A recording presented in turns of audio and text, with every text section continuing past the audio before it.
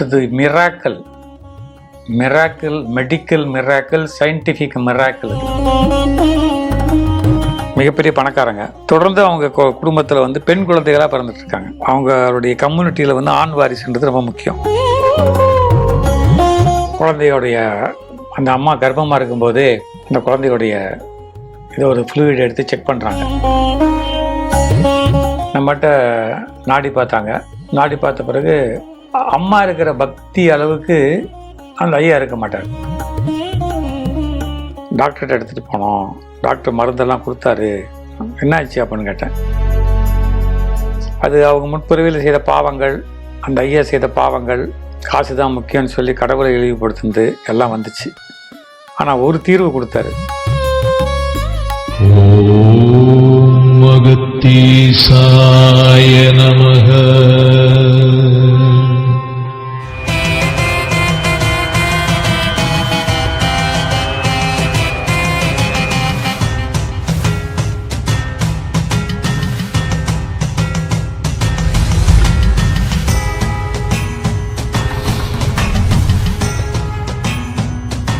வணக்கம்.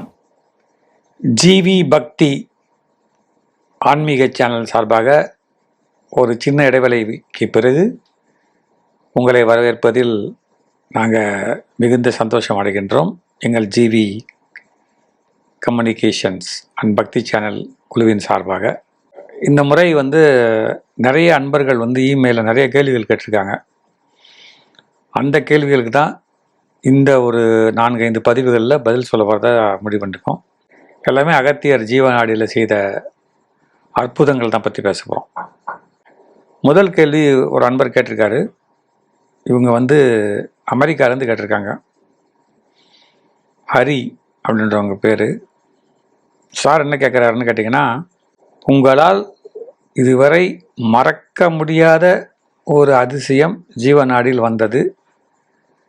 ஒன்லி அகத்தியர், தெய்வ அனுகூலம், இந்த 2 விஷயத்தில் மட்டுமே சரியான ஒரு விஷயத்தை சொல்லுங்கள் அப்படின்னு சொல்லியிருக்காரு. இந்த கேள்வியை அவங்க கேட்கும்போது எனக்கு ரொம்ப பழைய இவ்வளோ குறிப்புகள் வச்சுருப்பேன். அந்த பழைய குறிப்புகள் எடுத்து பார்த்தேன். ஒரு இன்சிடெண்ட்டு. அது வந்து ஒரு ஃபேமிலி. அவங்க ஒரு மிகப்பெரிய பணக்காரங்க. தொடர்ந்து அவங்க குடும்பத்தில் வந்து பெண் குழந்தைகளாக பிறந்துட்டுருக்காங்க. பெண் குழந்தைகளாக பிறந்துட்டு இருக்கும்போது அவங்களுடைய கம்யூனிட்டியில் வந்து ஆண் வாரிசுன்றது ரொம்ப முக்கியம். அந்த ஆண் வாரிசு இருக்கணும் அப்படின்றதுக்காக 4th சைல்டாக அவங்க ட்ரை பண்ணுறாங்க.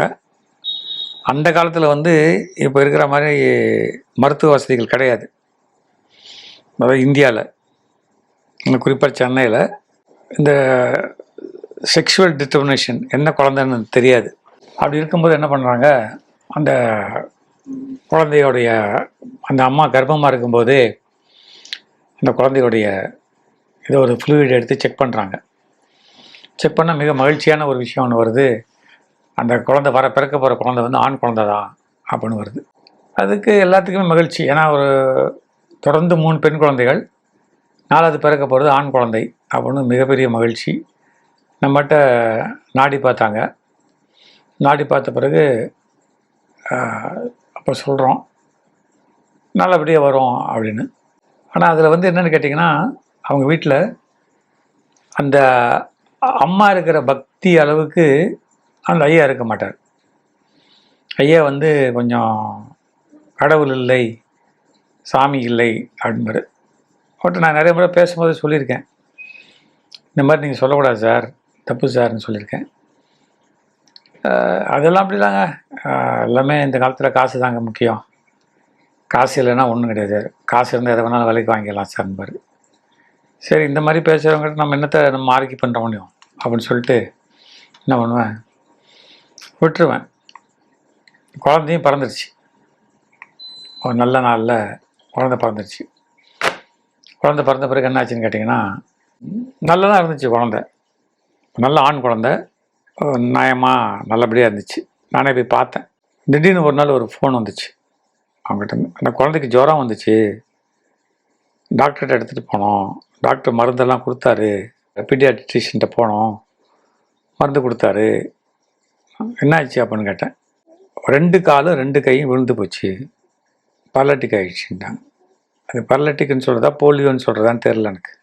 3 பெண் குழந்தைகளை கொடுத்த கடவுள் வந்து 4வதாக ஒரு ஆண் குழந்தைய கொடுத்தாரு. ஆண் குழந்தைய கொடுத்துட்டு இந்த மாதிரி ஒரு சோதனை பண்ணிட்டாரு. 2 கை 2 கால் வரலன்னா அந்த குழந்தை என்ன அப்படின்னு சொல்லிட்டு ரொம்ப கஷ்டப்பட்டு அகத்தியர்கிட்ட வேண்டி, நானே கண்ணீர் விட்டு அழுதுட்டு வேண்டிட்டு படித்தேன். படித்து பார்த்தா அது அவங்க முற்பிறவியில் செய்த பாவங்கள், அந்த ஐயா செய்த பாவங்கள், அப்புறம் வந்து மற்றவங்கெல்லாம் இழிவுபடுத்தினது, காசு தான் முக்கியம்னு சொல்லி கடவுளை இழிவுபடுத்தினது எல்லாம் வந்துச்சு. ஆனால் ஒரு தீர்வு கொடுத்தாரு. அந்த தீர்வு தான் மறக்க முடியாத தீர்வு. சென்னையில் இருக்கிற காளிகாம்பாள் கோயில் கொண்டு போய் அம்பாளோட மடியில் அந்த குழந்தைய 1 வாரம் தொடர்ந்து போட சொன்னார், படுக்க வைக்க சொன்னார். இது கோயில் ஐதீகம் வைதீகம் படி பண்ண மாட்டாங்க.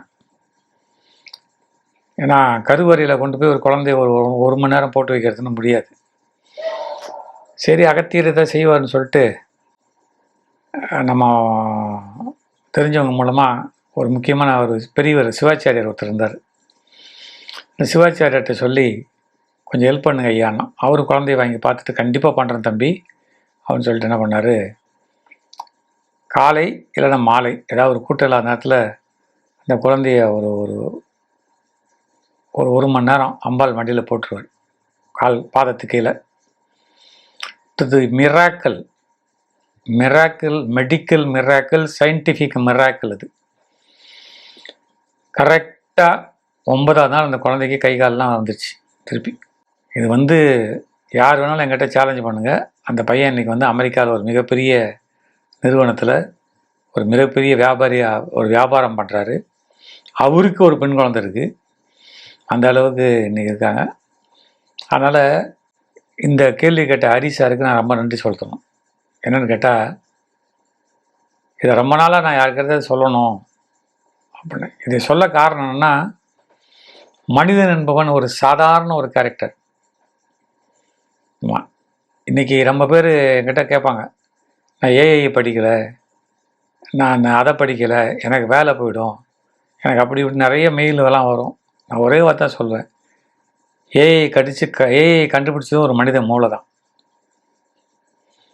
மனித மூளை தான், நத்திங் எல்ஸ். அதனால் நீ அந்த ஏஐயை பற்றி பார்த்து பயப்படாத, நீ அதை விட ஒன்று பெருசாக கண்டுபிடிக்கிறதுக்கு எய்ம் பண்ணுன்னு சொல்லுவேன்.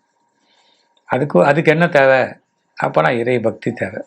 இறை பக்தியில் அதிகமான பக்தி எங்கே இருக்கணும் அப்படின்னா சிவன் அல்லது அம்பாள், இவங்க காலில் சரணாகதி ஆகிடணும். இப்போது அந்த பையன் சொன்னான்ல, அந்த பையன் பேர் பாபு. இன்றைக்கி அவர் பையன் பேர் பாபு. அந்த பாபு வந்து இன்றைக்கி ஒரு ஆத்லெட். அவர் படித்த காலேஜில் இது நம்பர் 1 ஆத்லெட்.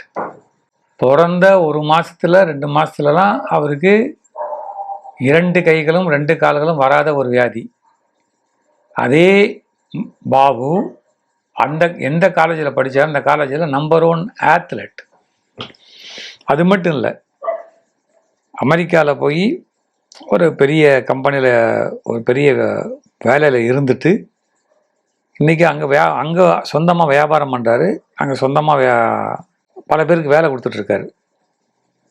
ஸோ இத்தனைக்கு காரணம் அந்த அம்பாளோட கருணையும், அம்பாலே தான் கதி, காளிகாம்பாலே கதி அப்படின்னு போய் அவங்க சரணடைந்ததும் அவங்க அப்பா மனம் திருந்தது தான் இன்றைக்கி முக்கியமான விஷயம்னு சொல்லி ஹரி சார் கேட்ட கேள்விக்கு ஒரு உண்மை கதையை சொல்லி முடிச்சுக்கிறேன். நன்றி, வணக்கம்.